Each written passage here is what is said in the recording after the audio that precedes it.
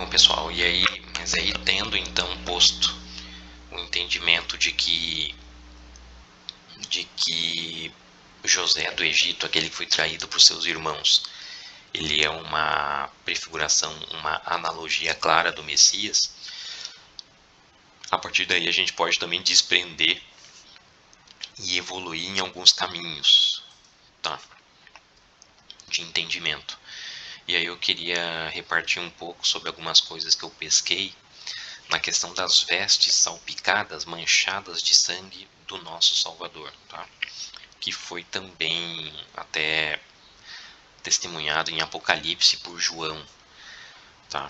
Primeiro que as peças desse quebra-cabeça, né? Gênesis 49:11 diz que a ideia hebraica estreitada entre vinho e sangue, né? Ele chama o vinho como sangue de uvas, né? Então esses dois elementos eles têm o mesmo, conforme eu até já comentei anteriormente, que eles têm o mesmo testemunho na herança hebraica, a herança original das coisas que o Messias, o Verbo, deixou pra gente, tá? Segundo Isaías 63, o Messias marcharia no seu retorno com grande força e esplendor, né? E suas vestes estariam tingidas de vermelho, pois pisou sozinho o lagar da sua ira. Tá? Lembra que o pisar do lagar da ira é o fim dos dias de trabalho dessa nossa existência, né? É a transição do sexto para o sétimo dia, né? Ou seja, o início, o fim do trabalho e o início, a coroação, vamos dizer assim, do trabalho, né? E o início do regozijo, né? Que depois desse pisar do lagar, o proprietário ele se junta a tomar vinho, certo? Como regozijo. E isso também está claro lá na questão das vinhas, né? Da vinha e do trabalho na vinha de Jerusalém, do porquê todos esses dias de trabalho o Criador e o Messias têm empreendido esforço, né, no trabalho da vinha. Mas aí o último ato de trabalho antes do sábado é justamente o pisar as uvas, né, fazer as colheitas, certo? E depois aí o que vem é o regalo, né, do vinho. O vinho que foi produzido com o pisar do lagar, certo? Que é o último ato, vamos dizer assim, antes do sábado. E aí a história de Gênesis 37, né? Tá lá a história de José do Egito, que ao vender o José, né, os irmãos, por 30 moedas, né? O valor de 30 moedas não está no Gênesis 37 propriamente dito, mas está no Testamento de Gad, que é um livro que está fora, né? Ele confessa isso, que ele foi vendido na verdade por 30 moedas, né? Peças de prata. Depois de eles fazerem isso, os filhos de Jacó eles tingiram a túnica colorida no sangue de um cabrito que eles mataram. Ou seja, eles mataram uma besta do campo, tá? Já arranjando uma justificativa, um pretexto para comunicar, né, para passar a notícia ao seu pai Jacó, sabendo que o pai deles teria um baque muito grande, né? Então eles precisaram ali forjar um cenário fictício, porque na verdade eles acabaram vendendo o irmão por uma caravana de estrangeiros e ele foi levado, certo? E aí eles simularam isso aqui, né? Simularam que ele teria sido atacado por alguma fera, por alguma besta do campo e, portanto, a sua túnica estaria manchada de sangue, certo? Veja que ele carregava sua túnica colorida, que era fonte de inveja e de irritação por parte dos irmãos, como um símbolo de um manto que cobre a sua nudez, né, superior aos demais, tá? Dada pelo seu próprio pai, né? E essa veste dele foi mergulhada em sangue, foi salpicada em sangue, tá? Outro elemento também que a gente teria que trazer para a gente captar o entendimento é o que está relatado em João 13, do 18 ao 30, que no último jantar do Messias com seus discípulos, o Messias usou de um símbolo. Ele fez uma simbologia e, portanto, ela nunca pode ser desprezada, porque veio do próprio Messias, tá? Então é uma coisa interessante que a gente deve se debruçar, tá? Dentro do nosso espírito, que na noite que ele foi traído, tá? O Messias ele usou de um sinal, de uma alegoria para identificar o traidor junto à mesa, Judas Iscariotes, certo? O que ele fez? Ele deu o bocado molhado. O que é o bocado molhado? É um pedaço de pão mergulhado numa espécie de tigela com algo ali, geralmente vinho. Geralmente vinho. Poderia ser um molho, poderia ser um óleo, alguma coisa, mas geralmente vinho, tá? Então, um pedacinho de pão mergulhado parcialmente, salpicado, vamos dizer assim, no vinho, no sangue, sangue de uvas.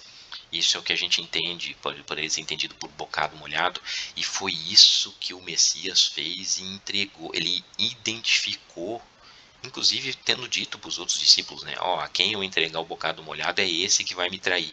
E ele entregou a Judas Iscariotes. Inclusive o texto diz que a partir desse momento aí é que o espírito do erro, o espírito do adversário entrou no Judas e ele partiu a fazer o que ele ia fazer, né?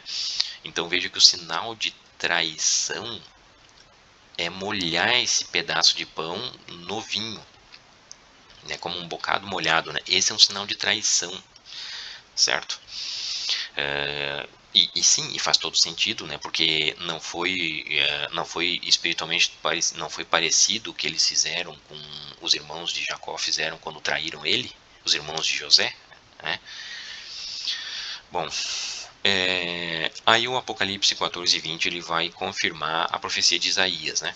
Porque após a ceifa das uvas, o lagar foi pisado fora da cidade e o sangue fluiu até aos freios dos cavalos, né? Quem pisou foi o próprio Salvador, certo? Confirmando Isaías. Depois, mais adiante, no capítulo 19 de Apocalipse, né, João viu o céu aberto e eis um cavalo branco. E o que estava sentado sobre ele chama-se Fiel e Verdadeiro. Ele julga e peleja com justiça. A veste dele estava tingida com sangue. Ó. E o nome pelo qual ele se chama é a palavra do Criador. Bom, a palavra do Criador é o verbo, só pode ser o Messias, né? E se é o Messias, fiel e verdadeiro, obviamente que ele estando vestido com uma veste tingida de sangue, ele cumpriu Isaías. É o cumprimento da profecia de Isaías 63. Tá? Então, de acordo com todos esses elementos, tá? Nós temos que o Messias, que é o pão, né? O pão que desceu do céu, certo? Ele de fato ele foi molhado, ele foi mergulhado em sangue, atestando de que que ele foi vítima de uma traição, a gente pode dizer assim, certo? Ele foi vítima de uma traição, juntando todas essas peças aqui, e se apresentou como traído, né? Mas esse traído também está conectado que, vamos dizer assim, a vingança, ou a justiça, melhor dizendo, né, dele, já que ele julga e peleja com justiça, a justiça dele seria exatamente essa, já que salpicaram a veste dele com sangue pela traição, né? É justo também que agora ele salpique a veste dele da mesma maneira por causa do sangue do lagar, né? Já que ele mesmo pessoalmente pisaria sozinho o lagar da sua ira, ele acabou devolvendo o sinal, vamos dizer assim, né? Como uma justiça à traição que ele sofreu. Espero que vocês estejam entendendo o que eu gostaria de dizer, tá? Um sinal pagando o outro, vamos dizer assim, né? Ele foi traído, né? Portanto, a sua veste, né? O pão vestido, ele foi mergulhado em sangue, ele foi salpicado com sangue, e da mesma maneira agora a paga por essa traição, né? Vai resultar nas vestes dele salpicado em sangue também, que é o pisar do lagar da ira, certo? E aí, bom, mas onde está o traidor, né? Porque Judas é apenas um marco temporal disso, certo? É um marco temporal disso. Depois que ele se enforcou e deu fim à própria vida, a traição ao Messias encerrou? Não, porque ela é uma ideia espiritual, certo? Então, portanto, ela é perene. Então, hoje, onde estão os Judas Iscariotes, né? Onde está Judas Iscariotes hoje? Onde estão os traidores do Messias, né? Bom, segundo esses pedaços, esses retalhos que estão aqui, que a gente precisa costurar eles, né? A gente teria que identificar sobre a questão do bocado molhado, né? Quem que usa dessa prática hoje, né, de dar o bocado molhado, distribuir o bocado molhado ainda, né? Quem que usa dessa figura ainda hoje, né, em pegar um pedaço circular, alegórico, que lembra uma moeda, né, lembra também o formato do sol, o sol, né, a impostação, né, a blasfêmia, a adoração ao sol, ao Messias solar, certo? A Tammuz, né, do dia 25 de dezembro, certo? O formato de uma moeda circular também, como uma peça, né, uma peça de prata, uma peça de ouro, né? O que foi ganho em troca da traição, certo? Lembre-se que eu comentei que hoje até mesmo as pessoas ateístas, né, eles respondem de prontidão quem foi que traiu, né, esse personagem muito famoso que traiu o Messias, né? Eles não precisam, tá na ponta da língua, né, eles não precisam pensar para dizer que foi Judas Iscariotes, certo? Mas os personagens que compraram por moedas o Salvador de Judas Iscariotes, isso quase nunca é dito. Isso sempre é abafado, né? Sempre se desvia desse assunto, certo? Quem comprou nunca é, vamos dizer assim, denunciado ou lembrado, certo? E portanto os que compraram estão aqui ainda, né, referenciando ele como uma moeda, certo? E, e veja, os que fazem desse sinal de mergulhar um pão, porque esse sinal aqui, que a igreja romana chama de hóstia, né, ela é nada mais é do que um pão sem fermento, tá? Um pedaço de pão. E eles mergulham nesse cálice aqui que contém vinho. E quem faz isso é o sacerdote deles. Mergulham apenas um bocado, né? Ou seja, o que está aqui é o bocado molhado, tá, pessoal? É o bocado molhado, a mesma identificação que o Messias já fez lá atrás como símbolo de traição, tá?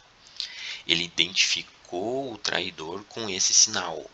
E esse sinal é repetido exaustivamente ao longo desses 2000 últimos anos, tá? Por quem comprou ele de Judas. Tudo bem? Dessa forma, eles testemunham que traíram o Messias pelas moedas, pela circular, pela hóstia, né?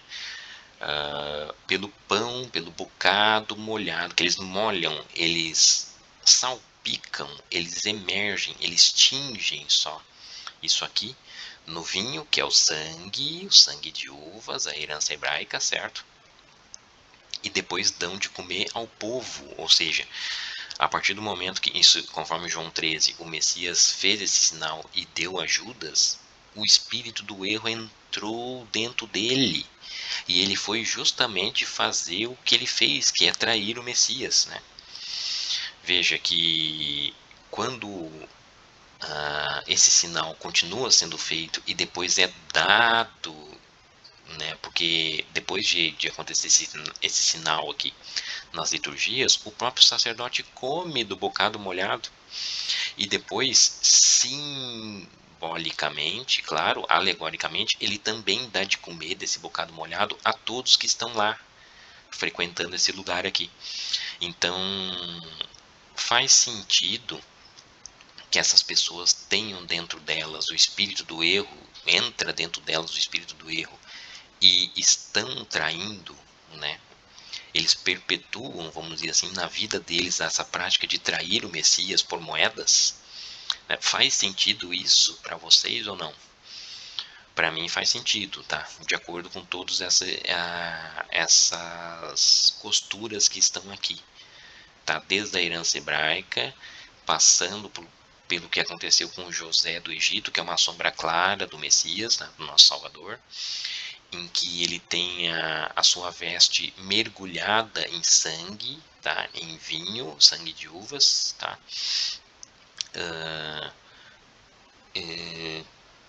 isso aqui também chamando, né, cumprindo o que está no Apocalipse, é como se estivesse chamando exatamente a veste do Salvador, né? A vinda do Salvador, salpicando as suas vestes em sangue. Então a gente tem algumas pistas aqui, tá?